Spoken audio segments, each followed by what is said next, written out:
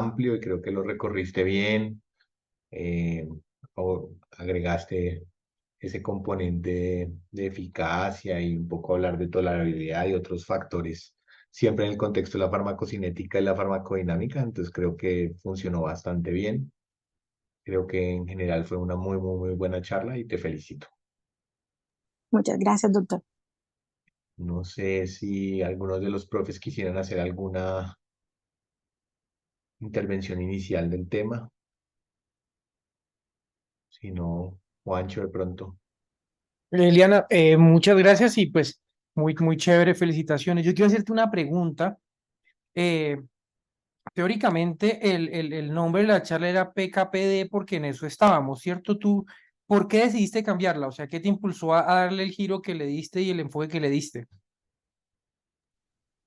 Eh, Hola, profe. Pues en realidad, muchas veces conocer pues la farmacocinética y la farmacodinámica de los medicamentos te va a ayudar, ¿cierto?, a enlazarlo con lo que hacemos diario. Entonces, cuando busqué farmacocinética, cada vez encontraba que los artículos nos decían, mira lo que pasó en este grupo de pacientes, mira lo que pasó acá, esto no es tan bueno porque les hace esto y esto y esto. Y pues quise enlazarlo así, pues no me pareció, pues quizás hubiese demorado menos hablando solo de la farmacocinética y la farmacodinamia, pero me pareció chévere hacerlo así y pues Y no sé si estuvo mal. no, te aclaro que no es una crítica, es decir, precisamente es antes al contrario y es pues varias cosas que se pueden sacar del cambio que le has dado y es como si estamos todos en un proceso de formación, si bien es cierto, uno muchas veces plantea algo, pero cuando te enfrenta a lo que tú viste, por un lado la experiencia que tú has tenido y adicionalmente lo que empezaste a buscar y te diste cuenta que probablemente enfocarlo desde farmacocinética solamente, farmacodinámica así muy puntual, iba a ser, si bien es cierto, ibas a cubrir lo que tocaba cubrir, pero dejabas por fuera un montón de cosas que precisamente trataste de cubrirlo, y eso es lo importante específicamente en este tema. Creo que la sedación y la analgesia son una parte crucial del manejo que nosotros damos, no por nada. El dolor, la agitación y el delirio son tres de los componentes que más aumentan el consumo de oxígeno en un paciente. Es decir, nomás tener un desbalance en estos tres elementos me puede cambiar drásticamente el enfoque y el desenlace de un paciente, esa como primera cosa. Eh, y lo segundo también que muchas veces, pues si nosotros empezamos a comparar lo que veíamos hace días de antibióticos y empezar a tratar de hacer lo mismo con sedantes y analgésicos, quizá no funcione de la misma manera. Si bien es cierto, si yo voy a hacer una dosis de antibiótico para un paciente, pues yo tengo la dosis y con base en esa dosis manejo el tratamiento. Claro, tenemos algunas aproximaciones como los niveles que nos ayudan a variar y específicamente dar un poquito más de individualización a eso, pero si hay algo en lo que nosotros somos muy individuales en el manejo es con los analgésicos y los sedantes. Entonces, no es raro que tengamos pacientes que con una dosis bajitica tengan un nivel de sedación altísimo o por el contrario, que también nos pasa muchísimo, que le ponemos y le ponemos y le ponemos y le ponemos y no alcanzamos a obtener el objetivo. Entonces, definitivamente son fármacos que no se comportan de la forma como nosotros quisiéramos y que tenemos que individualizar mucho. Entonces, por eso es que me gustó mucho la aproximación que le diste específicamente buscando eso. ¿Cómo entender qué es un receptor? ¿Cómo entender que esto más allá de la distribución que pueda tener el medicamento en el cuerpo, también es la interacción que él tiene entre los receptores y cada célula tiene receptores independientes y cada persona tiene una expresión de receptores distinta? No es lo mismo el niño que está hospitalizado desde muy pequeño varias veces. La sensibilidad que pueda tener algunos medicamentos no son los pacientes que tienen algunas patologías genéticas los pacientes que están expuestos a otros medicamentos que un paciente que de la nada tiene una patología crítica y yo tengo que empezar a sedar o a dar analgesia. Entonces, pues por eso es tan importante lo que tú has hecho y precisamente no era una crítica, sino al contrario, para todos, pues lo mismo, cuando tengan temas, si bien es cierto, tenemos unos temas específicos, pero miren que se tienen que adaptar como tú lo hiciste a lo que normalmente tú vas a hacer y hacemos y así nos sirve mucho a todos. Entonces, pues muy chévere, muchas gracias. Una cosa que yo Gracias, quisiera profe. también añadir es también entender yo qué es lo que busco. Antes que cualquier cosa de yo elegir un medicamento, empezar a pensar qué es lo que busco. Yo estoy buscando que ese paciente tenga una analgesia, estoy buscando que ese paciente tenga una sedación, o estoy buscando que ese paciente tenga una ansiolisis, que son tres de los elementos importantes que yo tengo que empezar a evaluar cuando voy a utilizar alguno de los fármacos.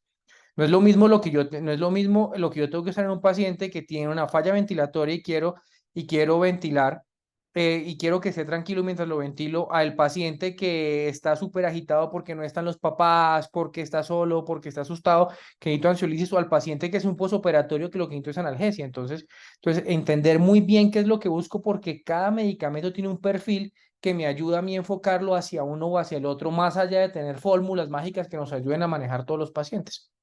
Entonces es eso.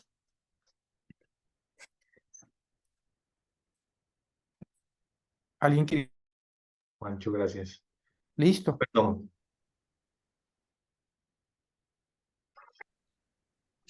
Quisiera agregar algo, Eliana, excelente charla. Desde aquí de Medellín te felicito. Eh, Recuerden que es muy importante enviar o hacer que todos estos pacientes que reciben sedación y están en la unidad de cuidado intensivo a rehabilitación neurológica. Es muy importante, los americanos cada vez recalcan más eso para que estos pacientes reciban rehabilitación temprana, sobre todo desde el punto de vista neurológico. Profe Mauricio, muchas gracias. Profe, perdón, ¿me había abierto el micrófono? Sí, buenas tardes a todos. Gracias por la asistencia y en especial gracias a Diana por la presentación. Creo que fue una charla, siendo un tema tan amplio, pues trató de abarcar gran parte de nuestros objetivos en estas charlas, ¿sí? Este es un tema supremamente importante.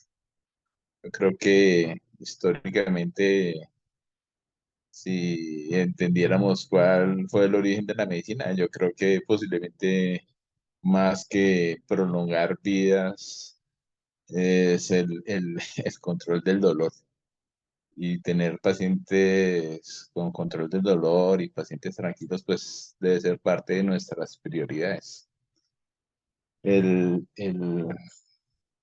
dolor a veces, lamentablemente, es considerado como un signo vital secundario, y yo creo que debería ser parte de nuestra exploración rutinaria, juiciosa de nuestros niños. Por desgracia, vemos cómo una analgesia se vuelve algo estático cuando debería ser algo completamente dinámico.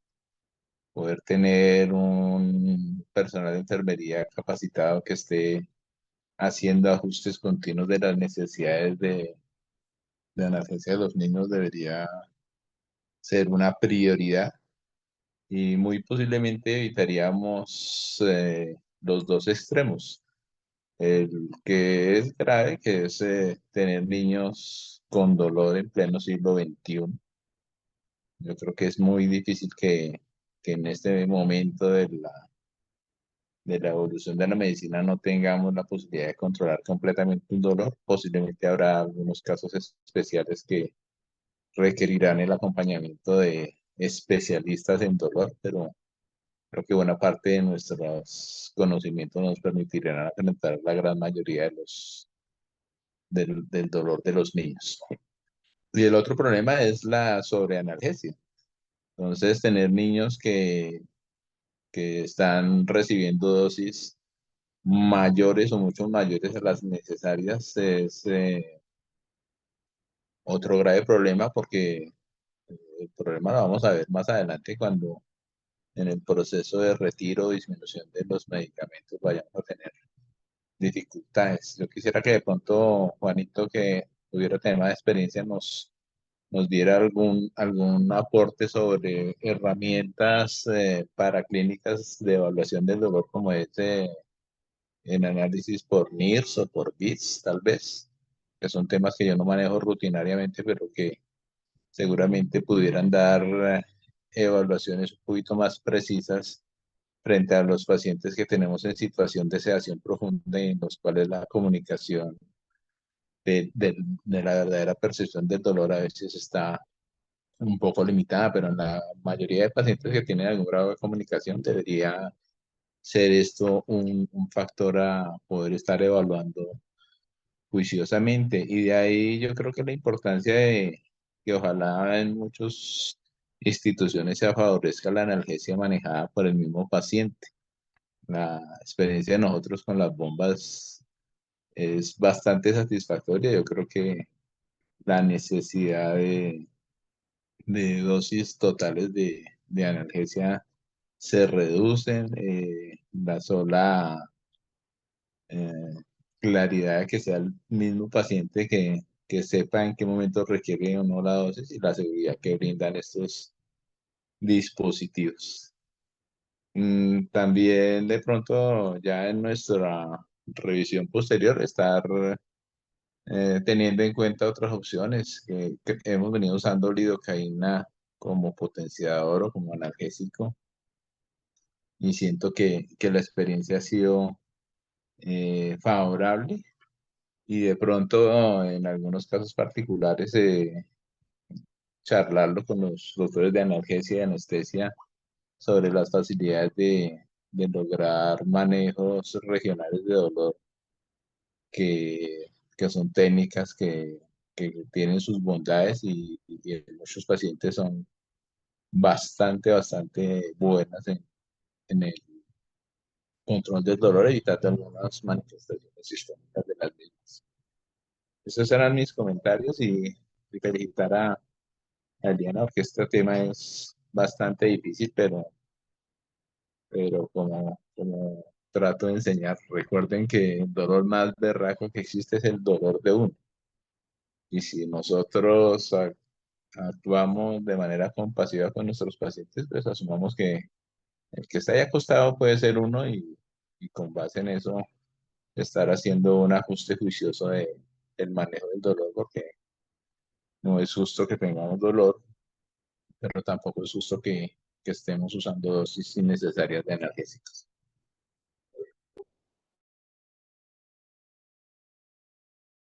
Profe, muchas gracias. No sé, Juancho, si quieres. No, sí, sí, varias cositas. Entonces, el bisque es uno de los que más se ha popularizado para nivel de profundidad anestésica. Pues funciona bien para salas. Sí, realmente es uno de los que usa para que el anestesiólogo que no tiene cómo evaluar a su paciente, que no lo puede ver, que no puede ver la cara, pueda saber también qué tan profundamente está sedado y específicamente para evitar operar pacientes bajo sedación. Una de las cosas que nosotros tenemos y las herramientas que más nos sirven definitivamente son las escalas. Y cada vez se refuerza más y cuando Eliana hablaba del ABCDF, una de las cosas importantes es yo tengo que categorizar esa sedación y tengo que categorizar esa analgesia y esa escala de dolor para saber yo en dónde estoy. Entonces creo que si bien es cierto, pues hay dispositivos con base en actividad eléctrica que nos pueden servir, pero pues en este momento muy probablemente solamente con que empecemos a aplicar bien las escalas y valorar a nuestros pacientes los niveles de sedación y analgesia con base en esas escalas es una ayuda grandísima y que realmente no lo hacemos tanto y deberíamos hacerlo un poquitico más. Entonces, esa es una de las cosas. Y la otra cosa también importante, lo que dice el profe, ten en cuenta la multimodalidad y es utilizar varias opciones para manejo de sedación y varias opciones para manejo de analgesia. No sustentar todo eso dentro de un solo fármaco porque muy probablemente voy a fracasar y todas las complicaciones que tengo yo de abstinencia, de tolerancia, las voy a tener si no utilizo varias medidas terapéuticas. Entonces, acordemos que tenemos AINES, que tenemos esteroides también, que tenemos otros neuromoduladores que nos pueden servir bastante para, para el control del dolor. Entonces, utilizar estas herramientas que nos ayudan un montón. Y la otra última también es no esperar y no tener esas fórmulas médicas que nosotros utilizábamos antes que dice analgesia X, analgésicos y dolor. Entonces, otras cosas también importantes es anticipar ese dolor, que si yo anticipo me va a ir mucho mejor. Entonces, esas son como algunas recomendaciones.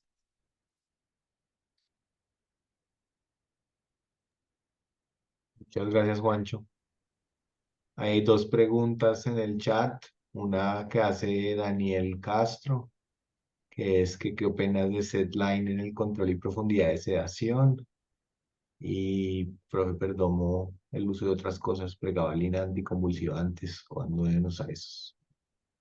Entonces eso va a lo mismo, primero completando lo que había dicho del manejo multimodal y son esos los medicamentos que podemos utilizar, algunos neuromoduladores, la pregabalina, la carbamazepina, la amitriptilina, que me sirven para probablemente cuando yo tengo pacientes en los que yo anticipo que va a tener un dolor prolongado, esto me ayuda a modular un poquitico más actividad nerviosa y evitar los dolores crónicos que son uno de los problemas más grandes que uno puede tener cuando tiene una lesión específica que me implica dolor.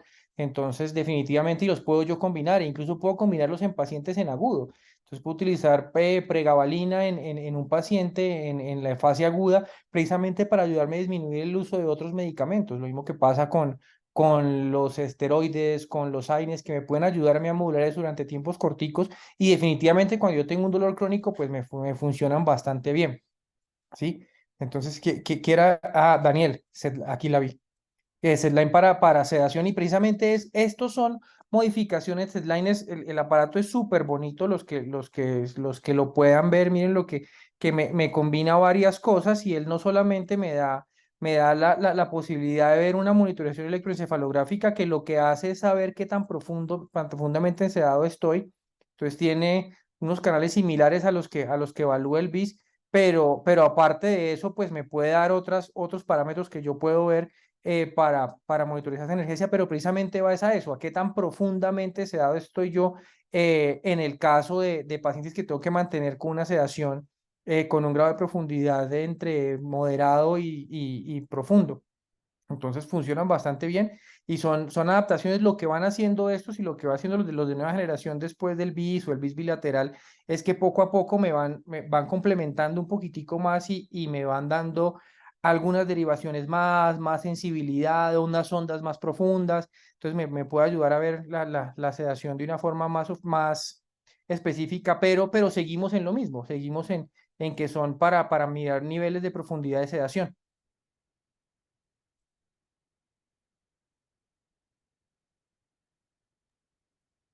Bueno, entonces, si te parece bien, Juan, hacemos el taller. El taller, sí, sí, de una. No sé si Eliana copiaste las preguntas. Sí, gracias. Entonces, la Ahí va primera la primera. pregunta, Dale, dale. dale, dale. No, la primera va y muy de la mano con lo que decía Mauricio hace un momentico sobre la neurorehabilitación de esos pacientes y antes de la neurorehabilitación de los pacientes también, cómo podemos nosotros estar produciendo daños o no produciéndolos. Y el caso específico es este, que si hay alguna alteración sobre el neurodesarrollo con los benzodiazepinas y los opioides, ¿cuáles serían esos efectos a largo plazo?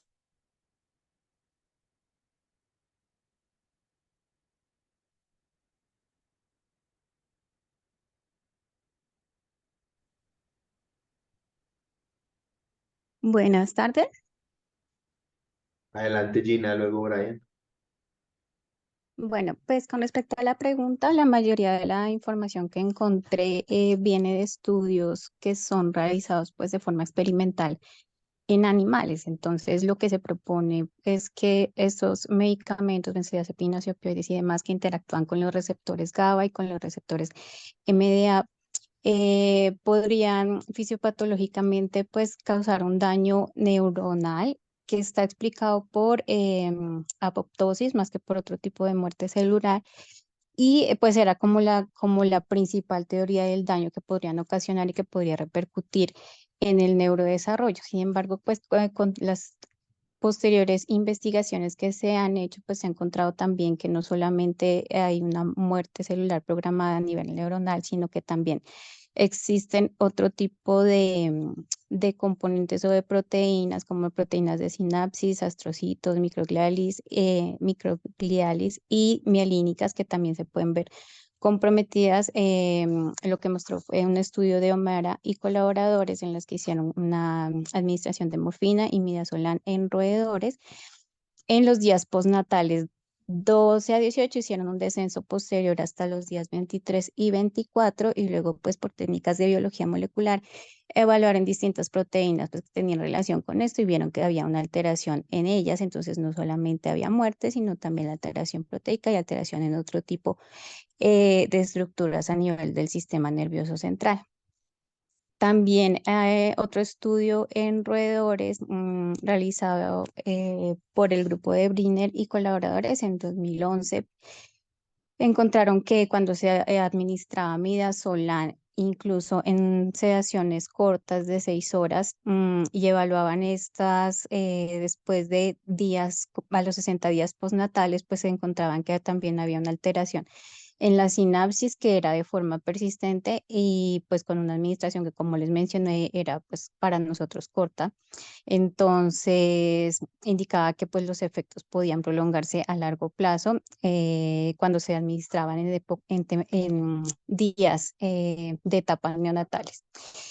Y también encontré pues otra investigación en la que incluyeron 138 recién nacidos, muchos de ellos pues pretérmino con una edad promedio entre 27 a 32 semanas, que tenían pues cuidados neonatales, muchos de ellos fueron sometidos a sedación y analgesia con opioides y con benzodiazepinas e hicieron una valoración posterior a los 18 meses con resonancia cerebral y con escalas de desarrollo infantil de Bayley 3. Y lo que encontraron fue que había una disminución en aquellos que habían recibido benzodiazepinas importante a nivel del volumen del hipocampo y también tenían puntuaciones en neurodesarrollo más bajas con respecto a los pacientes que no habían recibido benzodiazepinas. Eso fue como el único que encontré en pacientes que no fuera pues experimental en animales, porque sí habían muchos otros más que mencionaban, por ejemplo, que dosis de midazolam entre 9 miligramos por kilo o de ketamina de 20 miligramos por kilo ya tendrían repercusión estructural y funcional a nivel del desarrollo cerebral, pero pues eran con series de casos pequeños. Y eso era lo que tenía para la pregunta.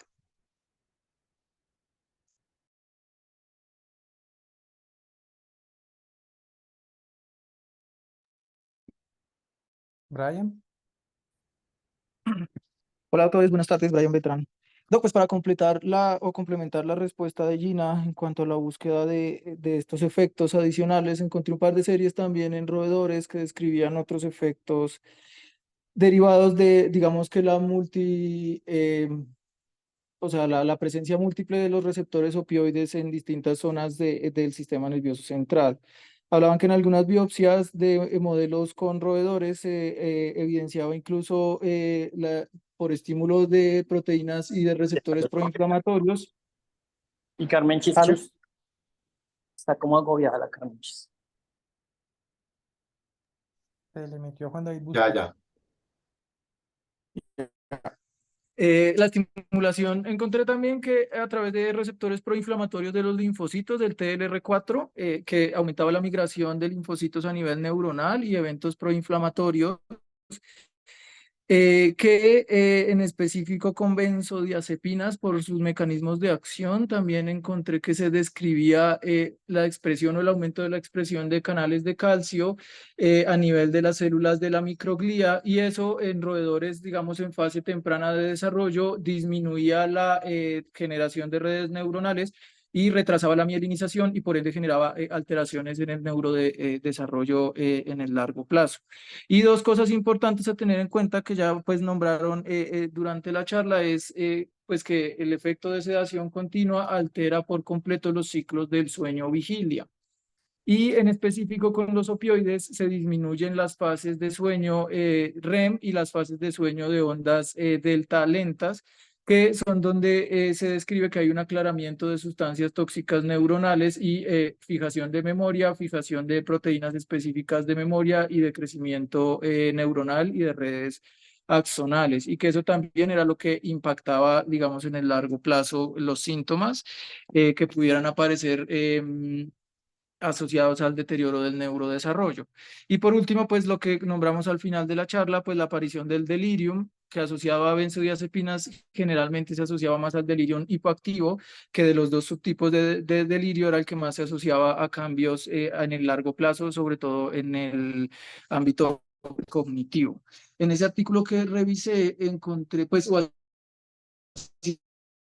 hacían referencia a dos estudios grandes acerca de opioides, el estudio PAN, justamente secuelas cognitivas en pacientes pediátricos, uno de ellos en menores de 3 años y en el otro en otros grupos etarios 8, 12, 15 y 20 años, que eran llevados a tiempos anestésicos cortos bajo anestesia general.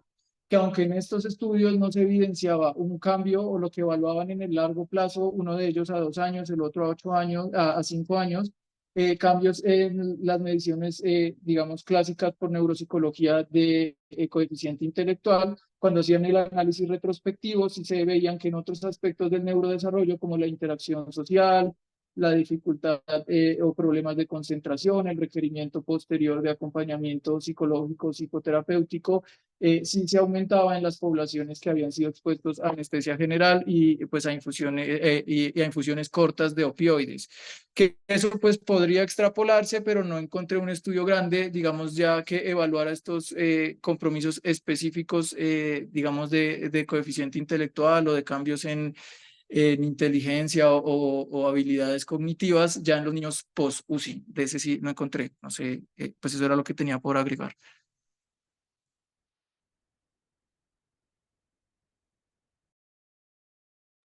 Pame. Hola, buenas tardes a todos. No, yo solo quería agregar como otra contraparte respecto a lo que uno encuentra mucho de los estudios que Gina mencionó en roedores, pero yo encontré otro que de hecho hablaba como toda esta parte de la multifactoriedad relacionada con lo que pudiera generar en alteraciones cognitivas y encontré otro estudio también experimental en ratas que ellos lo que querían ver era qué tanto o qué era más fuerte como inductor de alteraciones cognitivas, si era solo la sedación o estaba asociado también al delirium e inflamación. Entonces ellos lo que cogieron fue con las ratas, le agregaron, hicieron como dos cortes, una de midazolam y morfina, y otro corte le agregaron un lipopolisacárido de coli que era el que iba a generar la inflamación, y iban a evaluar además qué tanto delirium podrían presentar las ratas, en este caso por hiperactividad motora, contrario, digamos, a lo que mencionaba Brian en lo que le encontró. Y lo que ellos encontraron fue que un factor muy, muy importante era que cuando las ratas estaban expuestas a inflamación, por todo lo que mencionamos de disminución de la respuesta y del consumo de oxígeno, en ese caso en especial, la sedación disminuía esos marcadores inflamatorios, pero lo que notaron como un determinante, o sea, digamos que en este caso no podría inducir que si el paciente está bajo inflamación, pues podría la sedación ser un factor en vez de malo, en este caso bueno, pero lo que ellos además encontraron era que esos pacientes que tenían sedación, inflamación y aparte tenían delirio, bueno, los pacientes no las ratas, lo que más influía como un factor significante como estrés neuropsicológico y condiciones cognitivas posteriores era la presencia del delirium, sobre todo. Era lo que quería yo agregar.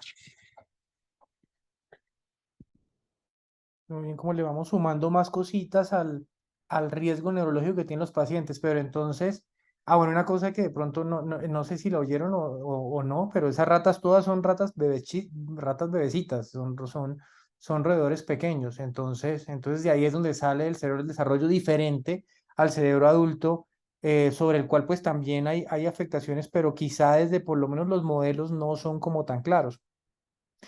Pero pues entonces, conclusión, ¿qué pensarían ustedes? ¿Sí afecta o no afecta o realmente la evidencia es insuficiente o eso pues no cambiaría la práctica el tener estos datos o sí lo haría? Profe, ¿puedo participar? Claro.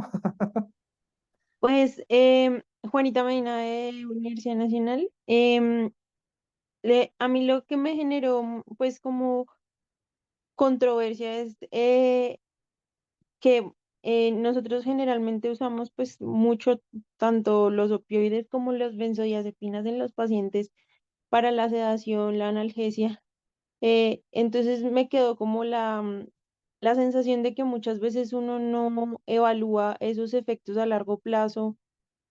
Incluso yo encontré también muchos estudios sobre el consumo o el uso de opiáceos y benzodiazepinas en gestantes y cómo repercutía a largo plazo en los recién nacidos, en lactantes y en escolares, preescolares y escolares, en cuanto a su función cognitiva, a su función, por ejemplo, hablaban mucho del lenguaje, en cuanto a la motricidad fina y la motricidad gruesa, que muchas veces nosotros tenemos a los pacientes en un momento de su vida, pero nunca evaluamos como esas repercusiones a largo plazo de lo que podríamos estar haciendo, pues, en su estancia en UCI, que puede ser unos meses, unos días, y que de pronto a largo plazo haya más compromiso, por ejemplo, cognitivo, me dejó muy pensativa eso.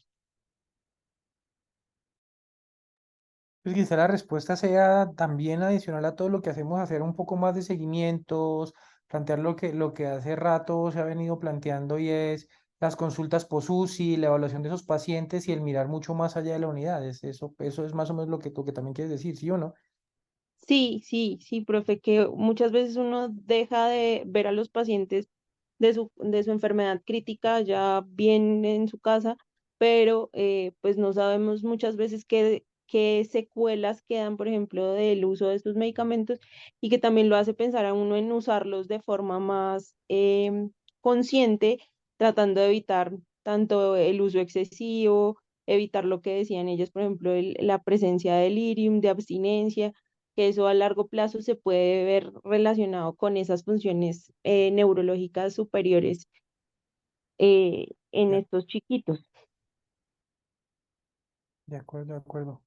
Erika, Buenas tardes. Bueno, pues yo lo que opino es que de todas maneras es un tema muy discutido, porque si bien es cierto, existe evidencia, digamos, experimental, los efectos en el neurodesarrollo de los sedantes utilizados en la UCI pues todavía están bajo un campo de investigación. Como vimos, en la mayoría pues de los datos se extraen de modelos animales, pero no hay estudios clínicos pues que puedan comprobar esa relación causal entre la sedación y la alteración en el neurodesarrollo a largo plazo. Y uno también tiene pues como que tener en cuenta que muchas de esas alteraciones de estos pacientes a largo plazo con estancia en UCI pueden explicarse por otros fenómenos que se presentan concomitante a su enfermedad que los llevó a la UCI. Por ejemplo, la hipoxia, la hiperoxia, alteraciones metabólicas, disnatremia, hiperglicemia, hipoglicemia, etcétera.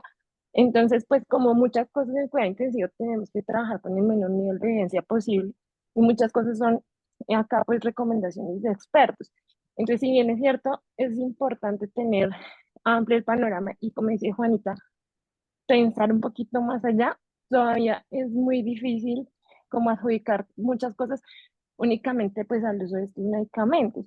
Lo que decía Brian de la alteración de la arquitectura del sueño en la unidad de cuidado intensivo, eso lo vemos todos los días, y de pronto es algo en lo que uno no piensa que tiene que trabajar de una forma más activa para evitar pues secuelas en los niños a largo plazo. Ese era como el apunte que yo tenía. Gracias. gracias Eri, claro, pues completamente de acuerdo contigo, tampoco es que tengamos mucho al respecto y tenemos que construirlo, de acuerdo, de acuerdo. Juan. Hola, ¿cómo están? Juan David Bustos de de la Universidad de La Sabana. Eh, bueno, pues de acuerdo a, digamos que a la opinión anterior, como que sí me permito diferir un poco de que no existe evidencia sólida. Digamos que si nos vamos a los niveles de evidencia, pues no podemos analizar obviamente un network metaanálisis, un metaanálisis o una revisión sistemática de la literatura que nos permita como tal discriminar y dar una recomendación fuerte que nos diga cómo no definitivamente la exposición a sedantes o opioides, que pues desafortunadamente los tenemos que seguir usando. Eh, Definitivamente sí va a alterar el neurodesarrollo. Creo que mis compañeros y en general la búsqueda que realizamos para responder esta pregunta sí nos hablaban mucho de estudios prenatales, tanto en la exposición en gestantes como en la exposición en los primeros meses de vida, sobre todo en pretérminos, y nos decían cómo en el seguimiento, por ejemplo, a 2 años, que creo que fue una de las respuestas que escuché y uno de los estudios que también evalué, por ejemplo, en la escala de Bailey, pues se veían alterados diferentes hitos del neurodesarrollo y pues diferentes, digamos, ítems tanto a nivel cognitivo como a nivel motor grueso. Entonces, pues obviamente, digamos que tener un ensayo clínico controlado, aleatorizado, pues es muy difícil, sobre todo, digamos que partiendo de diferentes aspectos éticos que sería muy difícil de realizar, pero sí me parece que es como, pues evidentemente no podemos dar por todas estas limitaciones una, una, una recomendación fuerte, pero sí me parece que es un llamado como a que seamos mucho más responsables como en la administración de estos medicamentos, que afortunadamente pues los tenemos que seguir usando en nuestra práctica diaria. Y eso era pues lo que quería aportar. Súper bien, de acuerdo, Juan. No hay suficiente, pero hay algunas cositas que nos pueden por lo menos dar esa voz del alma. Y yo creo que parte de la opinión misma de Eric iba hacia eso. Oye, no hay tanto y paremos bolas de pronto. Probablemente es una de las recomendaciones y pues muchas gracias. Creo que se ha dado buen debate respecto a esto. ¿Alguien más? No sé, Pam iba a decir algo más o se le quedó la mano arriba. No, se me quedó arriba, pero Ya que quedó arriba, entonces bueno, miremos esta segunda y es específicamente del propofol, y ya Liliana nos habló un poquitico de él. Entonces, el propofol es un medicamento que ha experimentado restricciones y cierta controversia en el uso pediátrico. ¿Podría argumentar razones detrás de esta restricción y proporcionar recomendaciones para su uso adecuado? Es decir, ¿por qué sí, por qué no? Y qué podemos hacer con el propofol. bueno, entonces lo que yo encontré era pues como una condición importante que es la infusión prolongada de propofol, que puede producir el síndrome de infusión de propofol, que básicamente, pues lo que entendí es, pues no está muy claro cuál es la razón por la cual, o por lo menos en lo que yo leí, no leí algo que fuera muy claro en la fisiopatología de esta, pero pues que tenemos que estar atento a presencia de acidosis metabólica, hiperlipidemia, pues por las características químicas del medicamento. Adicional, las transaminasas elevadas y alteración en la creatinina. Y pues que esto produce rhabdomiólisis importante y falla cardíaca dentro de esto, y que recomendaban que uno no debería exceder la dosis de 4 miligramos kilo hora en infusión continua más de 48 horas porque aumentaba el riesgo de este. Otra de las cosas como importantes que también encontré es que pues tiene un efecto hemodinámico importante, que es sobre todo la hipotensión, que también es dosis dependiente y que tiene también, bajo la misma condición de dosis dependiente, puede tener potencial arrítmico porque es un inhibidor del sistema de conducción. También produce vasoconstricción cerebral, disminución del flujo sanguíneo cerebral, disminuyendo la demanda metabólica de oxígeno, que pues dependiendo la condición del paciente pudiera ser algo beneficioso, y que también cuando tenemos pacientes con estatus puede tener también dosis dependiente, efecto anticonvulsivante, inhibiendo el GABA y el NMDA y modulando la liberación de calcio. Otra cosa importante que encontré que me llamó mucho la atención fue que pese a que tiene como estas condiciones neurológicas, si uno la administraba por más de 5 horas, lo encontré en un estudio que tenía riesgo en neurotoxicidad por inducción también de apoptosis de neuronas y de los oligodendrocitos. Y otra condición metabólica importante que encontré es que podría afectar la fosforilación oxidativa porque inhibe a nivel mitocondrial el complejo 1,4 y la citocromo C acilcarnitina transferasa, y pues tendríamos pues importantes alteraciones en la fosforilación oxidativa y en toda la producción de energía finalmente. Entonces, pues como conclusión de todo esto, pues yo creo que el propofol es un buen sedante, pero que después de leer esto yo lo usaría como bolos y digamos para procedimientos o algo así, más que para manejo como tal de sedación, porque igual creo que hay un montón de estrategias adicionales al propofol. Entonces no sería como una primera alternativa de sedación después de haber leído todo esto. Gracias, Pame. ¿Alguien más? Yo, profe. Vale.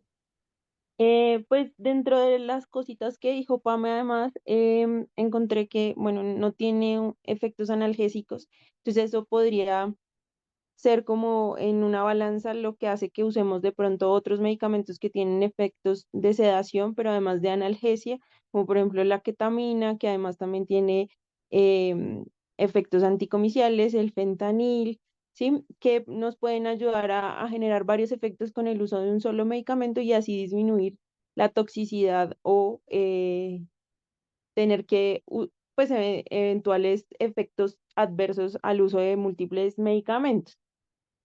Encontré también, bueno, que puede estar relacionado con alergias, sobre todo en los pacientes que tienen historia de alergias severas al huevo, por la emulsión lipídica en la que pues está preparada la presentación intravenosa. Además, también contiene soya, que también en algunos pacientes pues, puede ser facilitador de alergias. Em, Sin embargo, la evidencia como de reactividad cruzada entre las alergias y estos compuestos del propofol han venido como desmitificándose, o sea, cada vez se usa más y se han dado cuenta que estas reacciones cruzadas son menos frecuentes de lo que se han podido dar cuenta. Otro de los problemas que es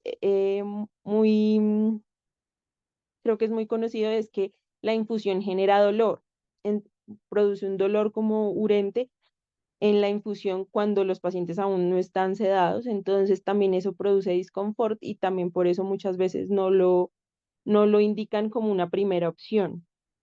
Em, Sobre todo si son también venas de menor calibre y en infusiones rápidas.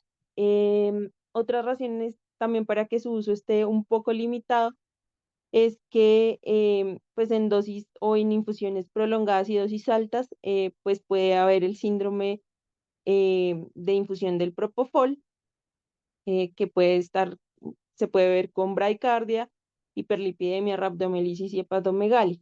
Em, Sin embargo, pues lo que yo recomendaría, o haciendo el ejercicio como podríamos usar un poco más el propofol, o de una forma más segura en los niños, podría ser, por ejemplo, el uso de calibres más grandes de accesos venosos, garantizar que sean infusiones lentas, que estén bien oxigenados y ventilados los pacientes, preferir, como decía Pame, infusiones cortas o solo para procedimientos de corta duración, em, que esas serían como para disminuir también los efectos hemodinámicos y respiratorios que puede generar. Gracias, Juanis. ¿Alguien más? Profe, buena tarde. Mario Andrés Reyes. Dale, Mario. Profe, lo otro que tuve la oportunidad de leer es que, digamos, y que se me ocurrió, digamos que ya sabiendo que algunas de las dosis altas de propofol y las infusiones prolongadas ocasionan algunas alteraciones, digamos que en el drive respiratorio, en el volumen corriente como tal, pues en el momento en el que nos veamos digamos que no forzado, sino que tengamos la opción de utilizarlo, ya sea por rotar sedación y demás en la unidad de cuidado intensivo, pues es importante tener en cuenta, digamos, que esos cambios que el propofol ocasiona desde el punto de vista respiratorio. De esa forma, digamos que uno puede conducir la estrategia de ventilación para tratar de compensar un poco, digamos, que esta disminución. Encontré en uno de los artículos que tuve la oportunidad de leer que digamos que duplicar la dosis de propofol de 100 microgramos kilo a 200 ocasionaba casi que una caída del 50% del volumen corriente.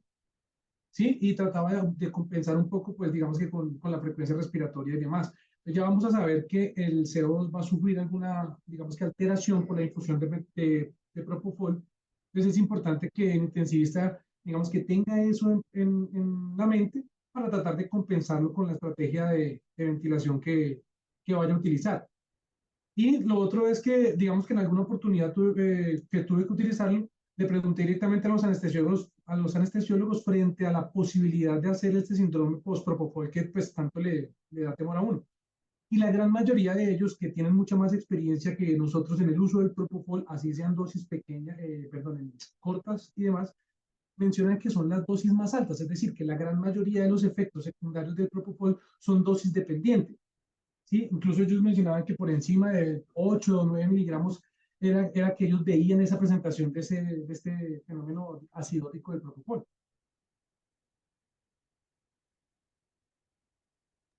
De acuerdo. Brian, ¿sí?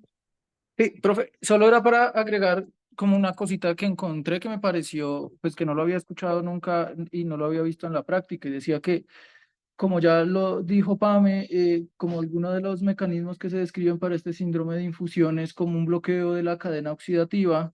Entonces, que cuando yo tuviera que usar infusiones prolongadas de propofol, debería garantizar un adecuado flujo metabólico, incluso por encima de lo que uno normalmente usaría en el paciente crítico.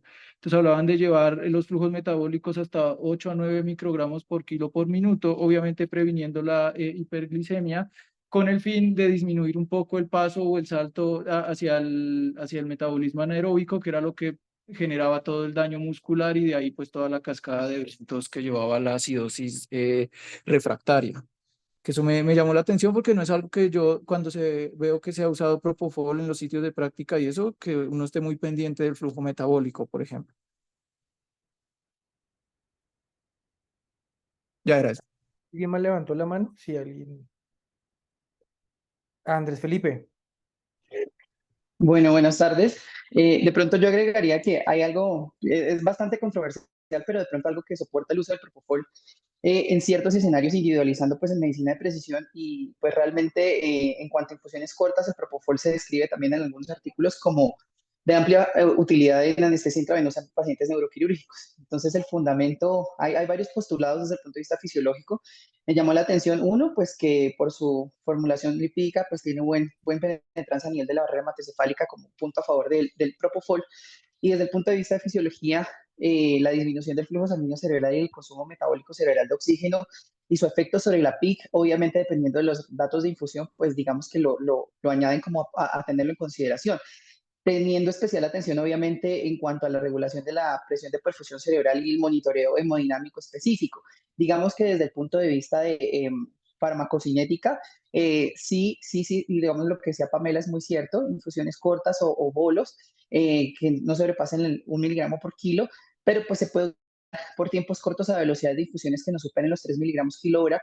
Se ha visto, como creo que uno de los compañeros lo refería, que ya la infusión prolongada de más de 4 a 5 miligramos kilo hora, sí a largo plazo pues genera en el paciente pediátrico ese riesgo de síndrome de infusión por propofol, con pues, las características que mencionamos, la acidosis láctica, rhabdomiólisis, arritmia, y con pues, tasas de mortalidad importantes en niños del 52%. No obstante, pues creería que en ciertas condiciones y sobre todo digamos que neuroinflamación y evitar fenómenos de isquemia, reperfusión y ese componente del segundo golpe después de una lesión cerebral, podría, o hay estudios que pues tienden la balanza ante pues considerarlo por lo menos en infusiones cortas, periodos tiempos cortos, y pues en ese escenario, teniendo bastante cuidado obviamente de los efectos hemodinámicos que nos competen en esta área, pero pues me pareció interesante y por eso lo traigo a colación.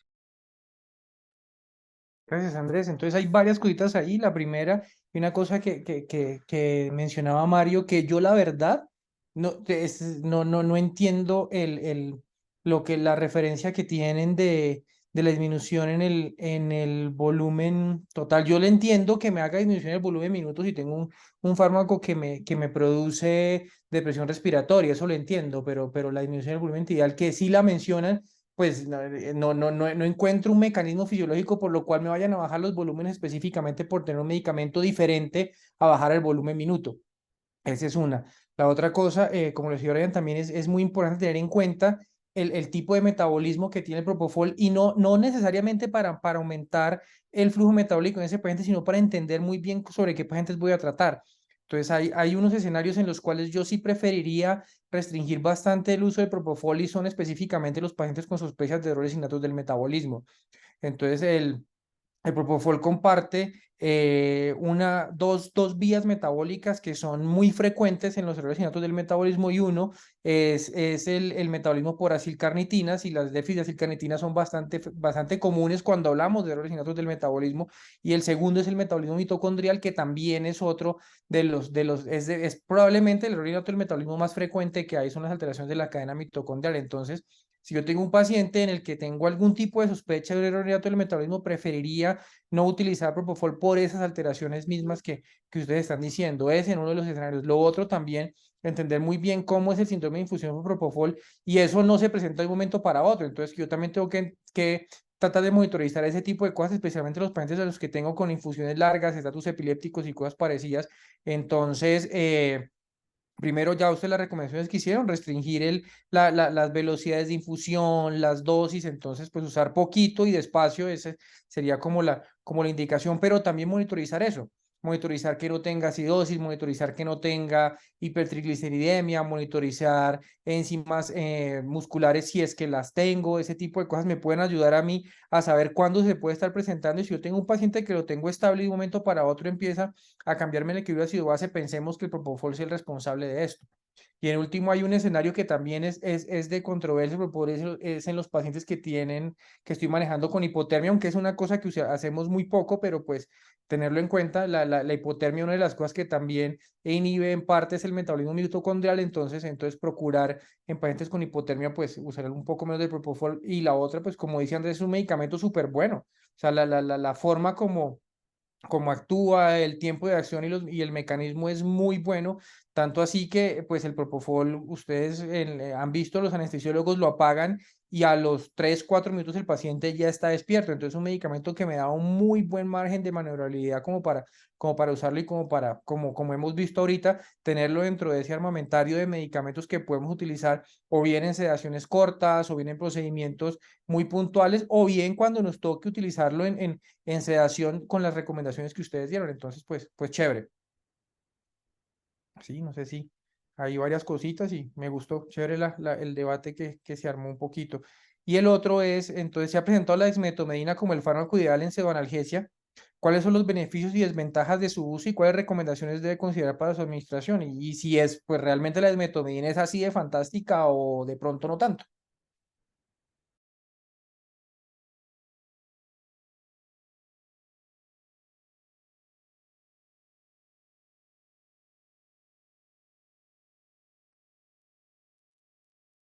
¿Alguno?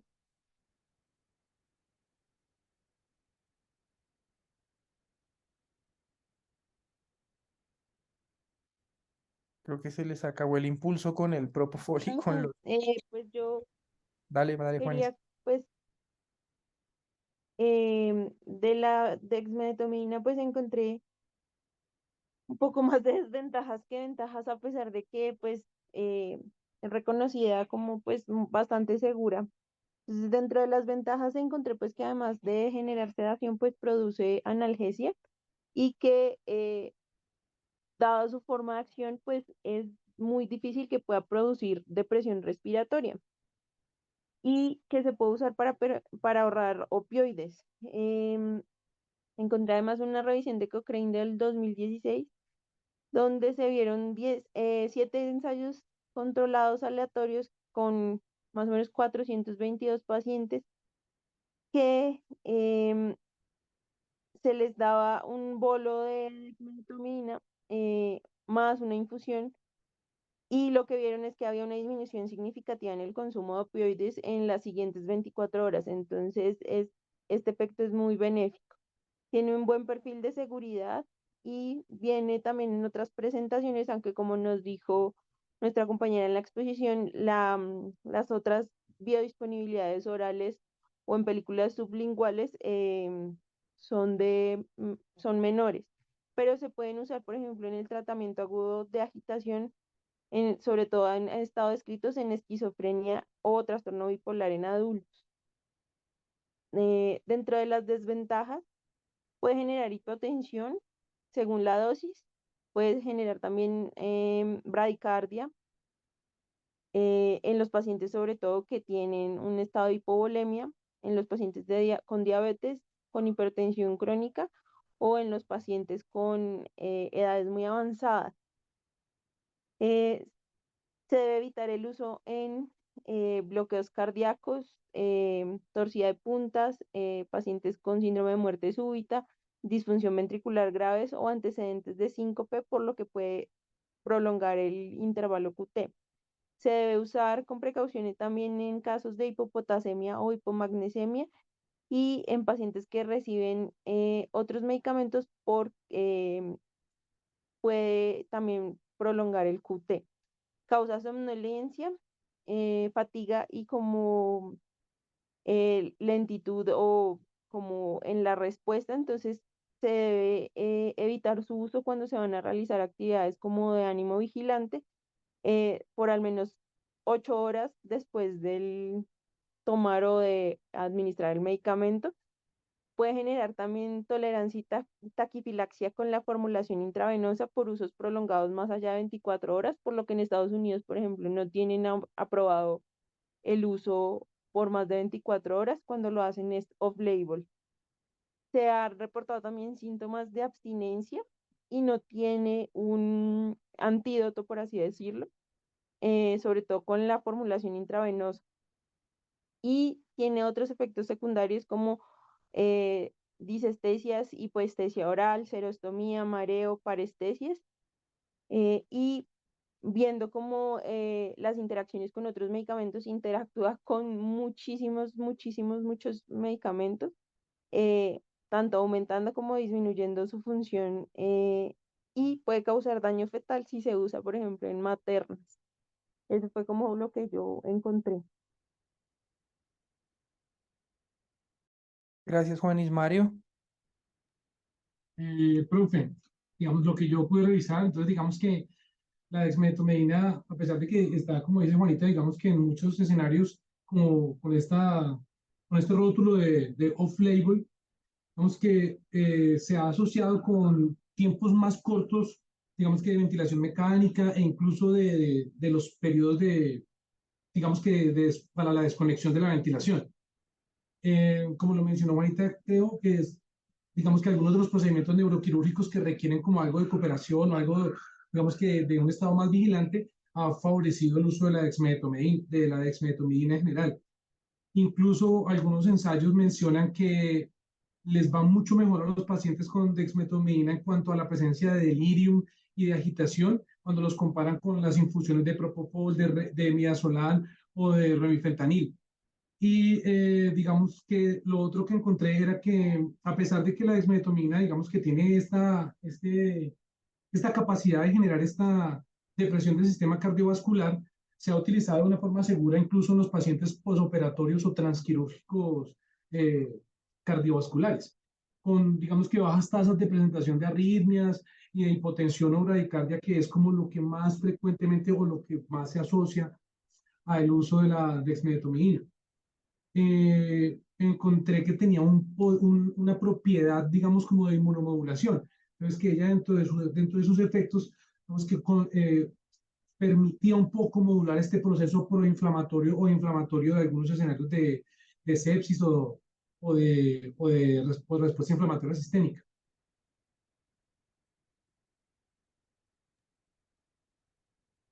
Gracias, Mario. ¿Alguien más?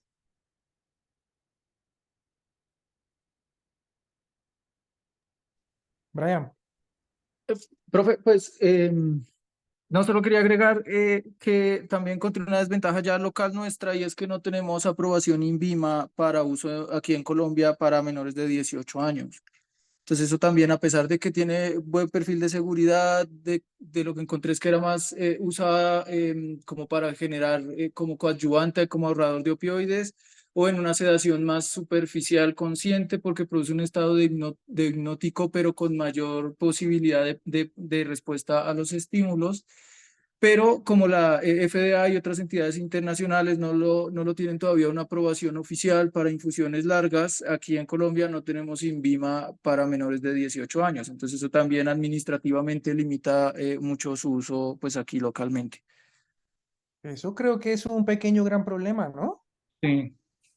Sí, realmente muchas veces tendemos a demeritar ese tipo de cosas, pero yo les puedo decir, es el mejor medicamento que existe y que si no lo podemos usar, entonces sí, ese es un muy, muy buen aporte. ¿Alguien más? Problemón, dice Eliana, sí, claro que sí. Gina.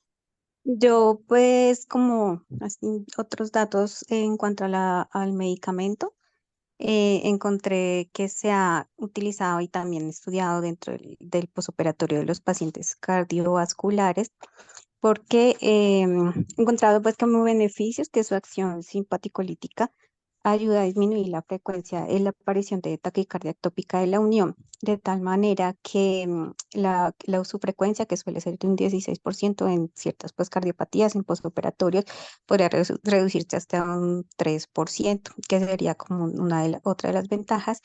Y también en lo que se ha mencionado como efecto neuroprotector, también pues en algunos estudios en roedores en los cuales pues se administró una combinación de ketamina con desmedetomidina y posteriormente se les indujo isquemia cerebral y luego se hizo el estudio histopatológico pues encontrando que habían proteínas proapoptóticas disminuidas y antiapoptóticas aumentadas en el grupo en el cual se había administrado el medicamento, pues que lo llevaba a sugerir algún efecto protector de la combinación de ketamina con desmetamidina.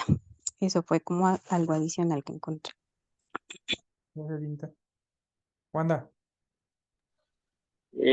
Bueno, digamos que ya hemos hablado un poco sobre como todos los beneficios que tiene la dexmedetomidina y que si bien digamos que no teníamos aprobación o mucha evidencia también que nos apoyara en pediatría, pues digamos que la usábamos. Sin embargo, en Critical Care este año salió un estudio denominado SPICE-3, que fue un estudio aleatorizado controlado, un ensayo clínico aleatorizado controlado en el cual se incluyeron 4.000 pacientes y lo que hizo fue evaluar la mortalidad en la unidad de prueba intensivo cuando se administró desmedetomidina a una dosis máxima de 1.5 microgramos por kilo hora. Entonces, lo que encontró fue que, digamos, cuando hacían un análisis a 90 días no encontraban diferencias estadísticamente significativas comparadas con otros sedantes. Sin embargo, sí había una mayor tasa de eventos adversos, incluyendo bradicardia. Por ejemplo, presentaban 5.1% de los pacientes versus 0.5% frente a su controlador, con una diferencia estadísticamente significativa, así como hipotensión en un 2.7% versus un 0.5%, y incluso asistolia persistente en un 0.7% versus un 0.1% versus su controlador, con una diferencia estadísticamente significativa. Entonces, pues, si bien digamos que hay algunos beneficios, como que no podemos subestimar también los posibles eventos adversos que puede haber asociado, sobre todo, pues, que este estudio SPICE-3, pues, digamos que es un ensayo clínico aleatorizado controlado, en el cual, pues, nos muestra una evidencia un poco preocupante al respecto. Entonces, lo mismo, yo creo que de mensaje que extrapolamos de la primera pregunta y es como al uso responsable finalmente de estos sedantes y no hacerlo de manera indiscriminada, pues porque no vamos a estar exentos de la presentación de eventos adversos.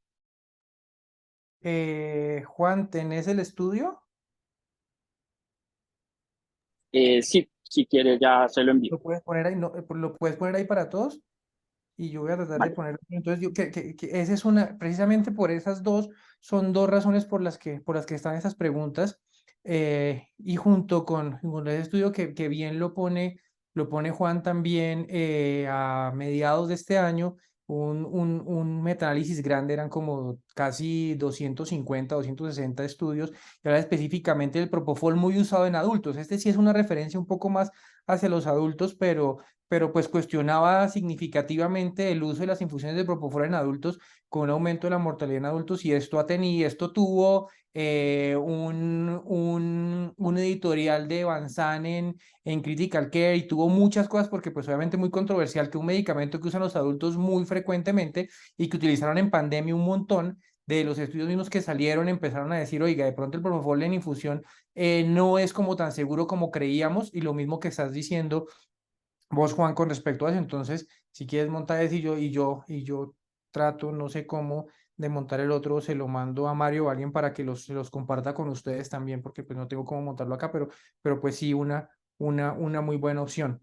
Entonces, yo pensaría como para dar algunas conclusiones de lo que ustedes están diciendo. Mis conclusiones, esto es lo que les digo, son conclusiones personales, pero pues cada uno puede hacer unas conclusiones adicionales, y es en los 3 puntos. El primero, el que definitivamente no tenemos una evidencia sólida de que las benzodiazepinas y los opiáceos nos produzcan alteraciones en el neurodesarrollo, pero sí definitivamente hay muchos factores que nos dan el indicio de que esto sí podría suceder. Entonces, pues ser muy prudentes en el uso, y tenemos las opciones de usarlos. Respecto al primer punto, el segundo punto, creo que el propofol es un muy buen medicamento que tiene unas propiedades muy buenas que podemos utilizar con algunas recomendaciones especiales y algo de seguimiento.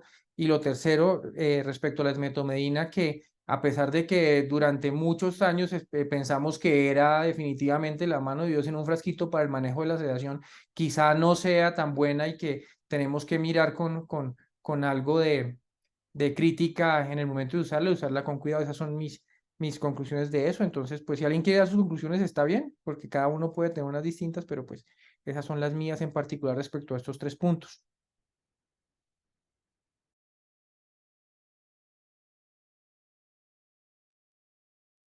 Bueno, yo creo que en aras del tiempo, si les parece, vamos a cerrar. Muchísimas gracias. Ahí Juan David les dejó la referencia en PubMed del artículo. Y yo se lo paso por el teléfono a Mario, el otro que les decía del Propofol, porque son los dos que han dado. Ahí lo compartió Juan también en el chat. ¿El de Propofol? Sí. Listo, súper. Listo, Ah, listo. no, el de Esmeto era el que tenía Juan David. Entonces ya te lo mando a vos. ¿Puedes? Sí, sí, dale. Lo tengo justo aquí en el.